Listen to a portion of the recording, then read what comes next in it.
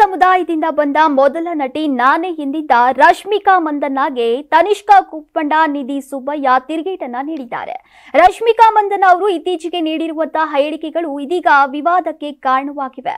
ಇದುವರೆಗೆ ಅವರು ಕೆಲ ಸಂದರ್ಭಗಳಲ್ಲಿ ತಮ್ಮ ಹೇಳಿಕೆಗಳಿಂದ ಟೀಕೆಗೊಳಗಾಗಿದ್ರು. ಈ ಬಾರಿ ಕೊಡವ ಸಮುದಾಯದಿಂದ ಬಂದ ಮೊದಲ ನಟಿ ನಾನೇ ಅಂತ ಹೇಳಿಕೆ ನೀಡಿ ಭಾರಿ ವಿರೋಧಕ್ಕೆ ಗುರಿಯಾಗಿದ್ದಾರೆ. ಇತ್ತೀಚೆಗೆ ಒಂದು ಸಂದರ್ಶನದಲ್ಲಿ ರಶ್ಮಿಕಾ ಮಂದಣ್ಣ ಕೊಡುವ ಸಮುದಾಯದಿಂದ ಬಂದ ಮೊದಲ ನಟಿ ನಾನಿ ಅಂತ ಹೇಳಿಕೊಂಡಿದ್ದು, ಈ ಹೇಳಿಕೆಗೆ ಈಗ ನಟಿ ನಿಧಿ ಸುಬ್ಬಯ್ಯ ಹಾಗೂ ತನಿಷಾ ಕೋಪಂಡ ಅವರು ಪ್ರತಿಕ್ರಿಯೆಯನ್ನ ನೀಡಿದ್ದಾರೆ. ನಾನು ಇದನ್ನ ಸೀರಿಯಸ್ ಆಗಿ ತೆಗೆದುಕೊಂಡಿರಲಿಲ್ಲ. ಪ್ರೇಮ ಅವರು ದೊಡ್ಡ ಲೆಜೆಂಡ್. ನಾನು ಅವರ ಅಭಿಮಾನಿ. ಕೊಡುವ ಸಮುದಾಯದಿಂದ ಬಂದ ಬಹಳಷ್ಟು ಮಂದಿ ಇಂಡಸ್ಟ್ರಿಯಲ್ಲಿ ಇದ್ದಾರೆ ಅಂತ ನಟಿ ನಿಧಿ ಸುಬ್ಬಯ್ಯ ಅವರು ಹೇಳಿದ್ದಾರೆ. ಅದಲ್ಲದೆ ನಟಿ ತನಿಷಾ ಕೋಪಂಡ ರಶ್ಮಿಕಾ ಹೇಳಿಕೆಗೆ ಬಿಸಿಯಾಗಿ ಟಾಂಗ್ ನೀಡಿದ್ದಾರೆ. ರಶ್ಮಿಕಾ ಒಳ್ಳೊಳ್ಳೆ ಸಿನಿಮಾಗಳನ್ನ ಮಾಡ್ತಾರೆ ಅನ್ನೋದಕ್ಕೆ ಒಬ್ಬ ನಟಿಯಾಗಿ ನನಗೆ ಖುಷಿ ಇದೆ. ರಶ್ಮಿಕಾ ಅವರು ಮೊದಲ ನಟಿ ಆಗಿದ್ರೆ ಅವ್ರಿಗೆ 200 ವರ್ಷವಾಗಬೇಕು ಅನ್ಸತ್ತೆ.